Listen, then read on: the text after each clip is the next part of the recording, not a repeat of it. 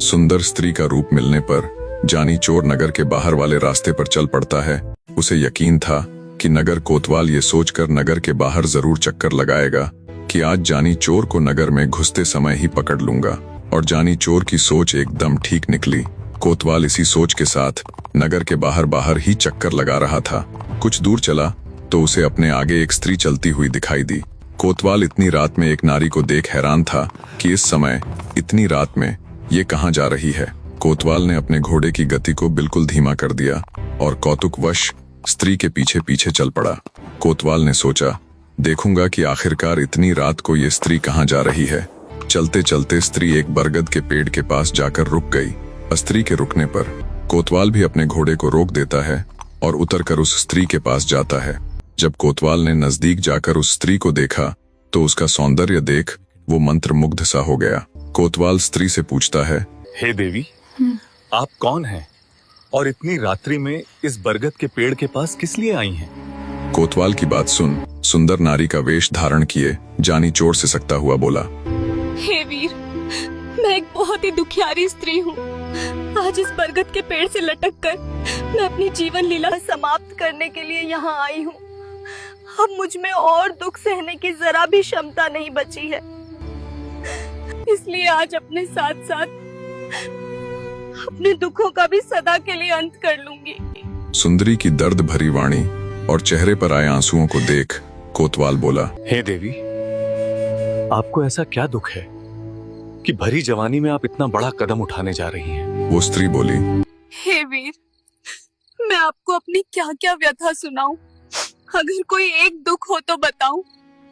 कोतवाल बोला, देवी, मेरे पास वक्त ही वक्त है। तुम बिना किसी हिचकिचाहट के अपना दुख मेरे साथ बांट सकती हो। मैं तुम्हारा दुख दूर करने के लिए हर संभव प्रयास करूंगा। मैं इस नगर का कोतवाल होने के साथ साथ बादशाह सलामत का बहुत अजीज भी हूँ। तो आप बिना घबराए मुझे अपना दुख बताए। कोतवाल की बात सुन स्त्री बोली, हे वीर, मेरा पति एक अव्वल दर्जे का नशेड़ी व्यक्ति है जो रोज रात को मदरा पान करके मेरे साथ झगड़ा और मारपीट करता है। और सबसे बड़ा दुख तो ये है कि मेरे पति की मदरा पीने की लत ने हमें पूरी तरह कंगाल बना दिया है। सच कहूँ तो अब तो 2 वक्त की रोटियों के भी लाले पड़ जाते हैं। अपनी मनगढ़ंत दुख भरी कहानी सुनाते हुए आगे जानी चोर बोला, अब आप ही बताइए वीर, इस स्थिति में मैं आत्महत्या ना करूं तो और क्या करूं? स्त्री की बात सुन कोतवाल की आंखें चमक उठती हैं। उसे वो सुंदर स्त्री एक मौका नजर आया, मौका अपना घर बसाने का। वो बड़े ही कोमल स्वर में स्त्री से बोला, हे देवी, मैं बिल्कुल अकेला रहता हूँ। ना तो मेरे माता पिता रहे और ना ही अब तक मैंने शादी की है। हे देवी, अगर तुम्हें मंजूर हो तो तुम मेरे साथ रह सकती हैं। कोई अच्छा सा मुहूर्त देखकर हम विवाह कर लेंगे। तुम्हें भी अपने उस दुष्ट पति और भूखमरी की जिंदगी से सदा के लिए छुटकारा मिल जाएगा और मेरा भी तन्हाई से भरा ये जीवन अकेलेपन से मुक्त हो जाएगा।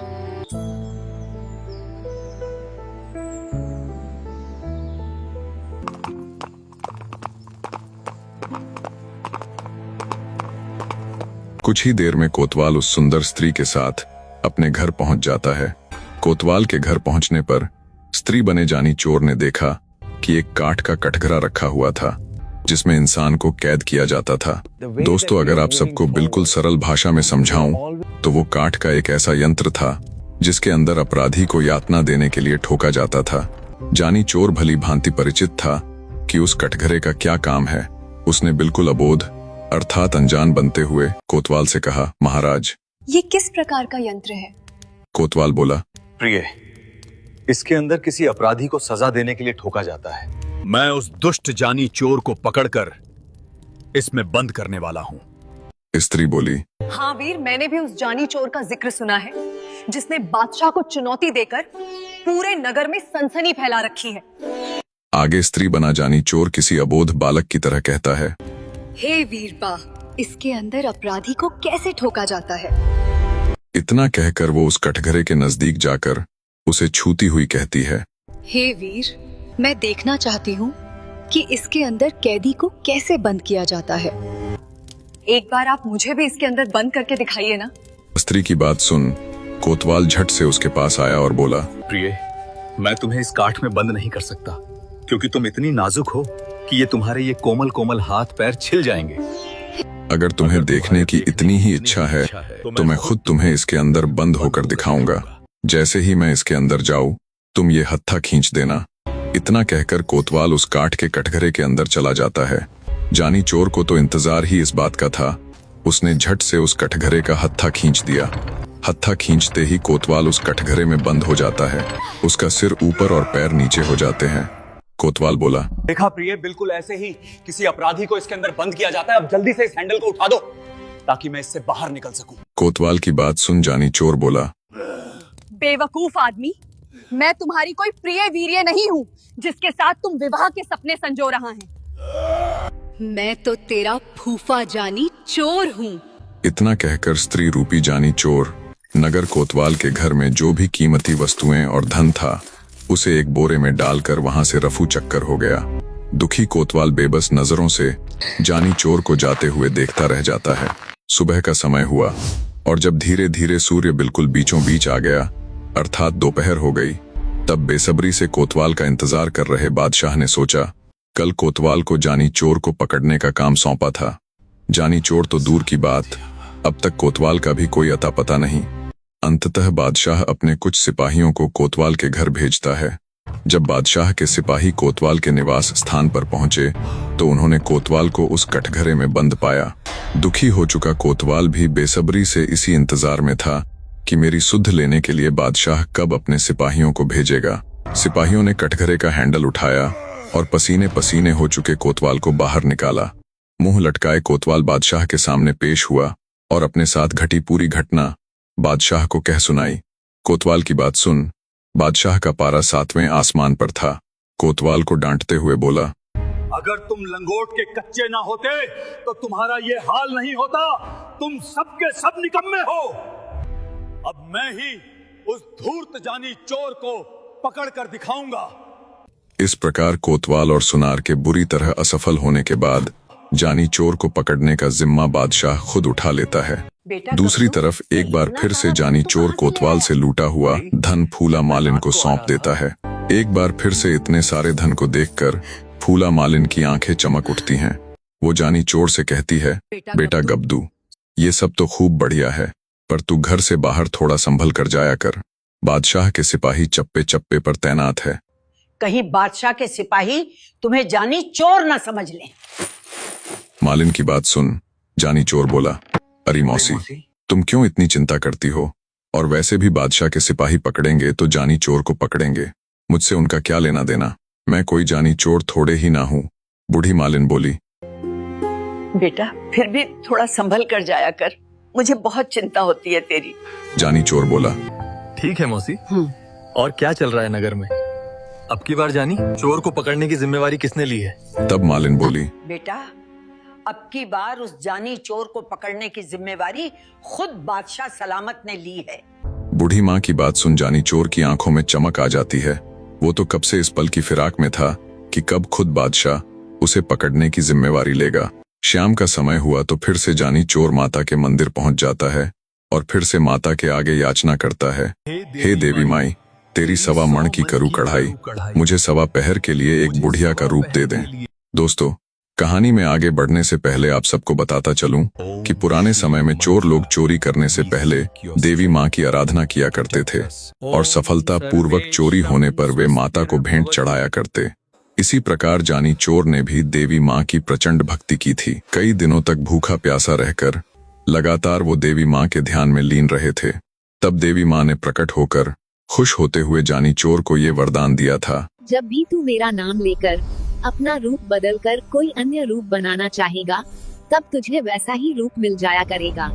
यही कारण था कि जानी चोर आज तक शिवाय सुल्तान के किसी की पकड़ में नहीं आया था, क्योंकि वो हमेशा रूप बदल बदल कर चोरियां किया करता था। अब फिर से चलते हैं कहानी के ऊपर। तो जानी चोर एक बुढ़िया का रूप बनाकर नगर के चौराहे पे बैठकर दाना दलने लग जाती है। दूसरी तरफ बादशाह भी कुछ सैनिकों की छोटी सी टुकड़ी लेकर पूरे विश्वास के साथ जानी चोर को पकड़ने के लिए राजमहल से निकल पड़ता है। घूमते घूमते जब बादशाह नगर के उस चौराहे पर पहुंचा जिस पर जानी चोर बुढ़िया का रूप धारण किए दाना दल रहा था, तब बादशाह बुढ़िया के पास गया और बोला, क्यों री बुढ़िया, इतनी रात में तू यहाँ क्या कर रही है? क्या कर रही है?